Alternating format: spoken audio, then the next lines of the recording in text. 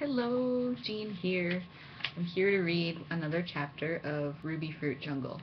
I don't have a lot of time tonight, so I'm just going to read one chapter because I have to catch a bus tomorrow, early in the morning. So at the end of chapter 2 in the last video, we left with Molly was feeling a little bad about the raisins and poop incident with Earl. So let's see what happens in chapter 3. The summer of my revenge was also the summer that the crops died, and Jennifer died too. Jennifer was Leroy's real mother. She was tall with a face like those ladies in Sunday school books. Her eyes were so big that when you looked at her, that's all you could see. I called her Aunt Jenna, although she wasn't really my aunt, but then none of them were my family. That summer was full of bad things, and it started with Epps getting trimmed with a knife. A couple of days after I got Earl good, Epp, Jennifer's husband, came in the house covered with blood. It ran down his face and matted in the thick, curly blonde hair on his huge chest. Jennifer screamed when she saw him, and Florence ran to the kitchen for a bowl of cold water. For all her faults, Florence was always the first to grasp what was needed in any situation. My dad Carl hadn't come home yet, so just us kids and the women were there, with Epp soaking in blood and looking so mad I thought his brains would fry. Leroy's eyes almost fell out of his head when he looked at his old man all busted up. Epp didn't notice the two of us standing there, staring. Ted eased his father down into a chair, and Florence came back into the room with basin, rags, and an air of command. "Put your head back, Epp, and let me get the blood off your face. Molly, go in the pantry and get gauze and merciolate. Leroy, go pump more water for your father. Jennifer, you sit down. You lookin' pale as a ghost. Now, Epp, hold still. I know it hurts, but you just hold still. It ain't gonna hurt nearly as bad as when you got stuck in the first place." Epp gave in and let his head hang back, wincing each time the rag touched his wounds. He didn't get busted. He got carved. "Epp," Jennifer said low. "Honey, what happened? You went and lost your temper again, didn't you?" Epp's anger started to drain away, and he answered quietly, "Yes, I went and lost my head, but I couldn't help it, and I didn't have one drink, I swear, not one drink." Florence gave him a dirty look, but kept on with her business. "Molly, go over to your Aunt Jenna and get her to show you how to make a butterfly stitch out of adhesive tape. Make a lot. He's got holes in him big as mouths." Leroy padded back into the room and sat a bowl of water on the oil tablecloth. "Hey, Pop, you get him? The guy that got you? You get him, Pop?" "Leroy, I wish you wouldn't ask those questions with such joy in your face," Jennifer pleaded. She looked old, so old sometimes, and this was one of those times. The color seemed to have left her face and hidden somewhere. The lines around the top of her upper lip were drawn, and it made her look strange. She was about 2 weeks away from having another baby. She looked like a grandmother that swallowed a weather balloon, and Carrie said that Jennifer was only 33 years old. "What was the fight about this time?" she asked. "Fought about the boys with that bastard Leighton." That word made me cringe. How come whenever a person was bad, they called him a bastard? My face went hot, and I didn't dare look up from my butterfly bandages for fear someone would see my color. "Leighton, he come on into the shop all puffed up like a banty rooster about his son Phil. Phil got an appointment to West Point, he says. Then he gives me the sly look and asks how my boy's doing. Well, I told him both Ted and Leroy going to the Point too. After all, I'm a veteran, got a Purple Heart, and they ain't gonna refuse my boys when they are ready to go. They can't turn away sons of men shut up in the war. So Leighton, he roars laughing, and says that being the son of a fool got shot up in the war don't mean they can go to so high a place as West Point. He says everyone on the hill knows my boys are so dumb they don't know their ass from their elbow. Well, Jenna, I couldn't stand it no more. I told him his son Phil don't deserve to belong to the army. That pansy sits down to piss. We got it into after that, and I laid him to whale shit. Then he pulls a toad sticker on me, and, well, there's not more to tell." "There's a lot more to tell," Florence intervened. "The cop's gonna come down here and haul you off if you gonna get in fights like trash. How'd you leave Leighton? You didn't kill him, I hope." Nah, I didn't kill him, though I'd have liked to wrung his neck until his tongue hit the ground. Carl came by the shop on his way home and broke it up. He's down there now making some kind of peace with Leighton. You know Carl's so good-natured he can get anyone feeling good again. He sent me home because I wasn't any help. Jennifer got up to check the snap beans cooking on the stove. Epp looked at the floor and studied his dusty shoes. "Honey," he called out, "our boys ain't stupid. They'll do good, you wait.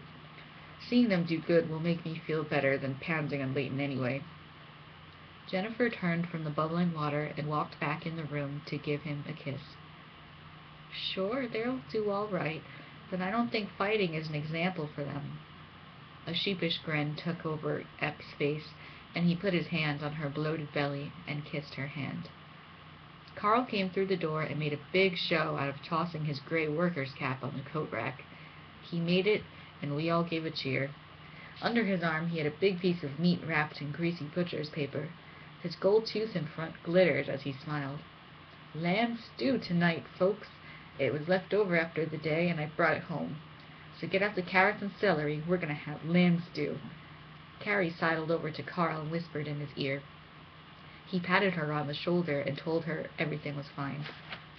I ran over and jumped up high to put my arms around his neck. "Come on, Daddy. Swing me in a circle till I get dizzy." "All right, pilot to co-pilot, here we go!" Carl worked hard, and his robust, muscular body already had a taint of early age about it, different from Jennifer's, but bowed some way. After my swing, he went over to Epp and asked him how he was doing. Epp looked up to Carl the way boys look up to their fathers, even though Carl was only 10 years older than Epp. "Supper's on the way, gang. Clear off this table and get these bloody rags out of the way," Carrie announced later. The stew was brought steaming to the table, and Leroy and I fought for a place next to Carl. Jennifer and Epp kept looking at each other over the table, and Florence ran her mouth more than usual, but there was no edge in her voice this time. She wanted to smooth things out. Leroy forgot to steal meat off my plate, and Carrie laughed at everything Carl said. Carl talked more than I remembered him ever doing. He told stories about Sure Mike, the burly man he worked for at the butcher shop, and he joked about the President of the United States. The grown-ups laughed at those jokes more than anything, but they didn't make sense to me. In school they told us that the President was the best man in the whole country, but I knew my father was the best man in the whole country. The country didn't know it, that's all. So I guessed it was okay for Carl to make fun of the President. Anyway, how did I know the President was for real? I never saw him, just pictures in the paper, and they can make those things up. How do you know someone is real if you don't see him? Jennifer was losing weight instead of gaining it like you're supposed to when you have a baby. But she was so close to having the baby that no one paid much attention, except Carrie. When it came time for Jennifer to go to the George Street Hospital, things seemed regular enough. She had the baby, named Carl after Dad, but the baby only lived 2 days. She didn't come home. The grown-ups paid less attention to us than usual. Coming in from the outhouse, I stopped on the porch and heard Florence, Carrie, and Epp. It was a hot, sticky night. Leroy was on the porch spitting watermelon seeds, so we both sat and listened. Epp's voice sounded like a fuzzy radio show. He sounded worse than when he got cut up. "Carrie, she never told me about no pains. She never told me anything. If she'd let me know how she was feeling, I'd have got her to the doctor." Florence answered him in a calm voice that was even stern. "My daughter, Jennifer, never was one to put herself first.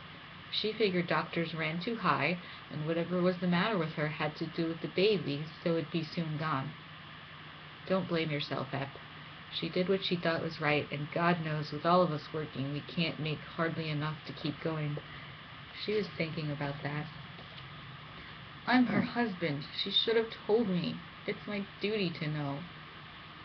Carrie came in on it. "Women often get ailments they keep from their men. Jennifer was quieter than most that way. She mentioned to me that she had pains, but how are any of us to know she's shot through with cancer? She didn't know. You don't know things like that. She's going to die. I know she's going to die. When it's all through you like that, you can't live. No, there's no way she can live. These things are in the hands of the Lord. Florence was resolute. Fate was fate. If God wanted Jennifer, then he would have her. Carrie seconded the notion. The Lord giveth and the Lord taketh away. It's not our business, these things, birth and death. We have to keep going on. Leroy looked at me and clutched my arm. Molly, what does it mean that Mom's got cancer? What are they talking about? Tell me what they're talking about. I don't know, Leroy. They say Aunt Jenna's gonna die. My throat hurt. There was a burning lump in it, and I held onto Leroy's hand and whispered, Don't let them know we heard. Nothing we can do except stay out of their way and see what happens. Maybe it's a mistake and she'll be home soon. People make mistakes sometimes. Leroy started to cry, and I took him out by the lima beans so nobody would hear either of us. Leroy sobbed, I don't want my mom to die. He cried himself sick and then fell asleep. Even the mosquitoes didn't bother him. After a while, Carrie called us to come in, so I got him up and half-carried fat, lumpy Leroy back to the house to his little iron bed. Leroy slept in the same room with Ted, and I slept with Carrie and Carl in my own bed. I'd rather have been in there with Leroy, but people said it wasn't right, but that made no sense to me at all, especially tonight. Mom, let me stay in here with Leroy, just for tonight, Mom, please? No, you're not sleeping in here with the boys, and Ted big enough so his voice is changing. You come where you belong. When you get older, you'll understand. She hauled me off, and I took one last look at poor Leroy, eyes red and swollen and groggy. He was too tired to protest and fell back into a stupor. He must have told Ted, because the next day Ted was more withdrawn than usual and his eyes looked red too. Within a week, Jenna was gone. The funeral was jammed with the entire population of the Hollow, and people were impressed with the flowers. Epp busted himself on the casket. He got the best there was, and nobody could talk him out of it. If his wife was going to be dead, then she was going to be dead right, he said. Florence took charge of everything. Leroy, Ted, and I were banished during the preparations, and that was fine with us. Everybody got all dressed up to honor the dead. Leroy wore a bow tie, Ted wore a string tie, and Daddy and Epp had long ties on and coats that didn't match their trousers, but coats just the same. Carrie rigged me in a horrible dress full of itchy crinolines and patent leather shoes. At least Jennifer was beyond being tormented by itchy dresses. I thought I was worse off than the corpse. The service went on and on. The preacher got carried away with himself over the casket as he talked about the joys of heaven. When they lowered the gleaming box into the ground, Florence swooned and gasped, My baby! Carl grabbed her and held her up. Epp had Ted and Leroy by the hand, and he never moved a muscle. He stared straight into that hole and never said a word. Leroy was trying hard not to start bawling again, and I stared at the cowlick on the back of his slicked down hair so as not to start crying myself and show up for being a sissy. The dress didn't help none. It's easier to cry in a dress anyway. After the casket was in the ground, we all went back to the house. Neighbors and relatives from as far away as Harrisburg had come, and they brought food. I don't know why, because no one felt like eating. Epp received people with a pained dignity, and Florence almost enjoyed the attention she was getting as mother of the deceased, but it was mixed with sorrow. So much of what Florence did was mixed that way. Once it got dark, people started to clear out, and finally we were left to ourselves. Carrie set the table to try to get us kids to eat. Carl passed the fruit bread and put a hunk on my plate. The candied cherries are cut up in little red pieces. Take a bite, it's real good. I don't want to eat, Daddy. I'm not hungry.